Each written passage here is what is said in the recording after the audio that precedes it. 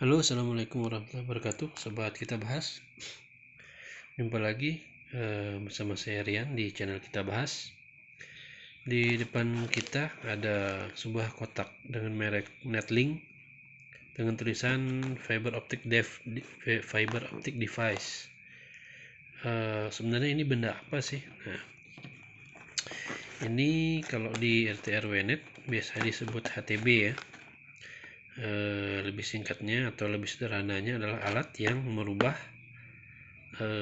dari LAN ke fiber optik, kemudian dari fiber optik ke LAN lagi, seperti itu, untuk memperluas jaringan WiFi. Nah, kita buka saja. Nah, ini dia unitnya. Di dalamnya ada adaptor 2 buah seperti ini. Kemudian ada unitnya.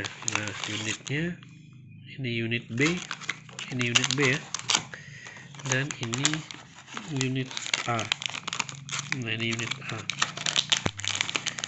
Nah, sebenarnya apa sih? Nah, jadi untuk teman-teman pecinta RT/RW net, sebenarnya barang ini udah nggak asing bagi teman-teman yang mengerti di dunia jaringan. Tapi bagi saya yang baru beberapa bulan main di RT/RW net, ini hal yang baru buat saya. HTB 3100 Netlink ya. Nah, ini adalah sisi A atau bagian A. Di sini ada tulisan 25 km. Apa sih 25 km? Nah, katanya menurut pabriknya, kalau kita tarik kabel fiber optik dari unit A ke unit B dengan jarak 25 km, ini masih bisa mengirim internet, seperti itu sederhananya. Untuk benar atau tidaknya saya juga nggak tahu, tapi kalau sejauh 150 meter sudah saya buktikan. Tadi siang saya pasang di cabang pertama saya di toko temen, warung kopi teman saya, dan alhamdulillah berhasil dan jalan dengan lancar seperti di video sebelum ini, teman-teman bisa lihat. Nah, ada apa sih sebenarnya di HTB? Nah, HTB ini ada lampu, ada port LAN, ada port power supply 5 volt DC, dan di sini ada tulisan TX dan RX. Nah, TX ini kalau kita buka,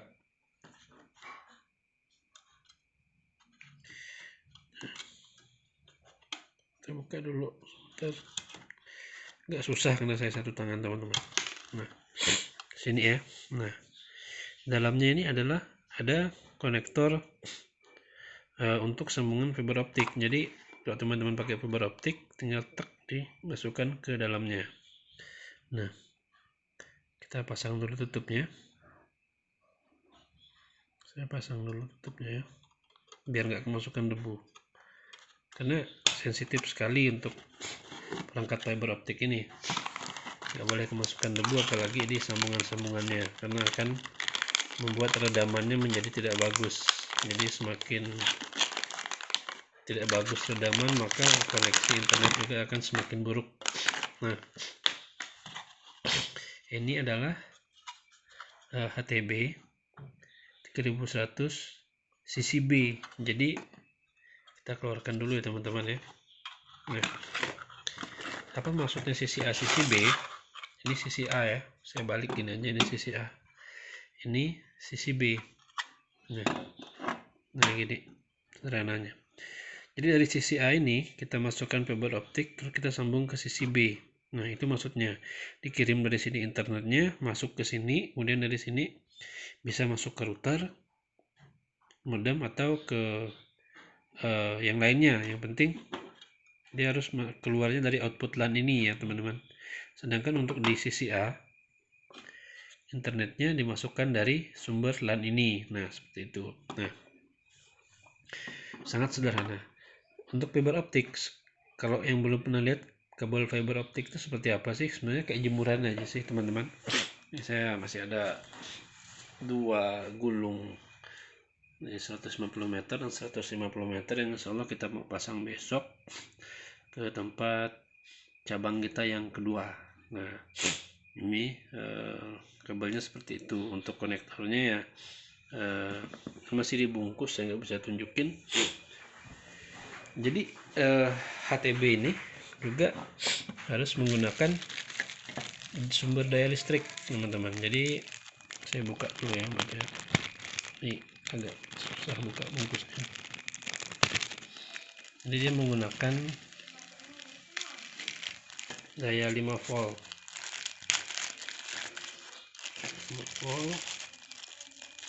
Maaf, saya pakai kaki, maaf. Nah, 5 volt 2 ampere teman-teman. Jadi 5 volt 2 ampere. Nah, itu yang diperlukan untuk memberikan daya kepada HTB ini. HTBA 5 volt 20 HTBA 5 volt 2 ampere, HTBB 5 volt 2 ampere. Nah, seperti itu. Jadi kenapa sudah seharusnya kita menggunakan media fiber optik atau menggunakan HTB seperti ini? Pertama, biayanya lebih murah teman-teman. HTB ini satu pasang saya beli sepasang AB begini dengan adaptornya, harganya cuma 125.000. Nah, sangat murah. Sedangkan untuk kabel fiber optiknya 150 meter saya bisa dapat dengan harga 125.000 kalau saya tidak salah. Jadi totalnya 250.000 untuk HTB-nya plus kabel fiber optiknya, seperti itu. Nah, kemudian kenapa harus fiber optik? Karena fiber optik ini seperti di sini mampu sampai 25 kilo. Nah, coba kalau kita tarik kabelan udah 100 meter aja, itu udah nggak bisa maksimal ya teman-teman. Nah, tapi kalau fiber optik karena dia menggunakan sistem cahaya, jadi bisa sampai puluhan kilometer seperti itu. Itu keuntungannya. Dari segi biaya juga lebih murah, karena kalau kita beli kabelan itu biayanya per meter kita hitung saja 5.000, misalnya 5.000 kali 100 udah 500.000 kan. Jadi 500.000 untuk kabelan, sedangkan untuk fiber optik hanya 125.000. Jadi jauh lebih murah dan lebih efisien. Kemudian keuntungan lain adalah kalau terjadi kerusakan kita bisa beli lagi dengan harga yang tidak mahal, seperti itu.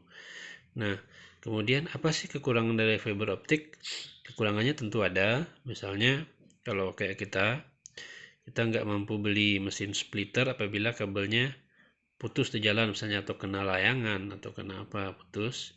Tapi kita masih ada solusi, kita masih bisa menggunakan fast connector, dan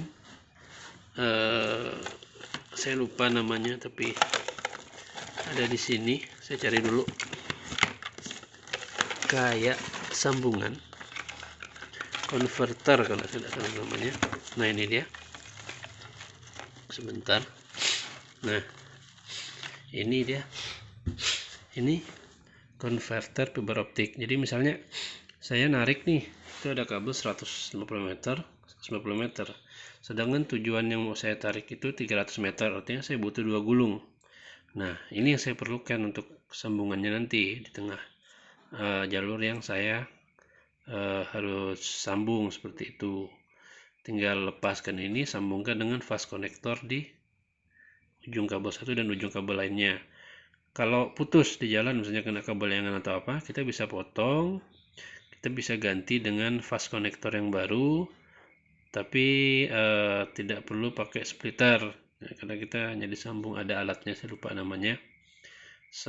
Harganya murah, 150-200 ribuan aja cukup. Yang penting cara kita pemasangannya kita bisa lihat video-video di YouTube seperti itu. Nah, jadi kita nggak perlu beli splitter, hanya perlu alat ya. Kalau memang teman-teman punya splitter ya nggak masalah, seperti itu kan. Nah, ini penampakan server tadi udah saya pasang. Nah, ini memang lampunya nggak ngedip semua, tapi tadi disampaikan sama teman yang punya warung di WA, dia bilang saya matikan dulu katanya malam ini karena belum ada pelanggan, jadi kabelnya nggak nyala semua. Tadi udah dites di sana, lancar seperti di video sebelumnya. Dan sekali lagi, ini bukan plat merah ya teman-teman, ini masih pakai GSM. Jadi alhamdulillah kalau pakai GSM dengan 3 sumber masih lancar. Nah, itulah Kenapa? Kalau menurut saya di 2021 kita sudah wajib menggunakan fiber optik sebagai perluasan RT RW net. Nah, demikian video singkat ini, walaupun singkat tapi 10 menit, mudah-mudahan bermanfaat bagi teman-teman semua. Pengenalan tentang HTB dan fungsinya ya. Serta harganya juga tadi sudah saya sampaikan 125.000. Tapi kalau untuk teman-teman yang baru ya bisa beli ini kalau tidak terlalu banyak cabangnya. Tapi kalau udah 6-7 klien atau cabang, teman-teman bisa beli HTB yang langsung aja portnya sampai port AB-nya, A-nya, atau yang port A yang banyak ini, karena ada yang teman-teman bisa cari di online yang port ininya ada 6 misalnya. Nah, itu akan menghemat listriknya teman-teman ya. Nanti TX jadi A ada 6 biji, nanti dari 6 ini tinggal masukkan dan disalurkan ke cabang dari hotspotan teman-teman masing-masing. Seperti itu akan menghemat listrik tentunya. Nah, di sini karena saya masih pemula, saya pakai satu-satu aja, dan kalaupun rusak satu-satu ya gantinya cuma satu gitu. Bahkan di online kita hanya bisa beli satuan, bagian B-nya saja atau A-nya saja, seperti itu. Itu keuntungan kalau kita beli yang satuan. Kalau rusak satu, kita hanya perlu ganti satu, seperti itu. Oke, terima kasih teman-teman yang udah mendengarkan ocehan saya malam hari ini atau saat ini. Semangat bagi pejuang RT RW net, mudah-mudahan lancar rezekinya di 2021 dan seterusnya. Wabillahi taufiq wal hidayah. Assalamualaikum warahmatullahi wabarakatuh. Selamat malam.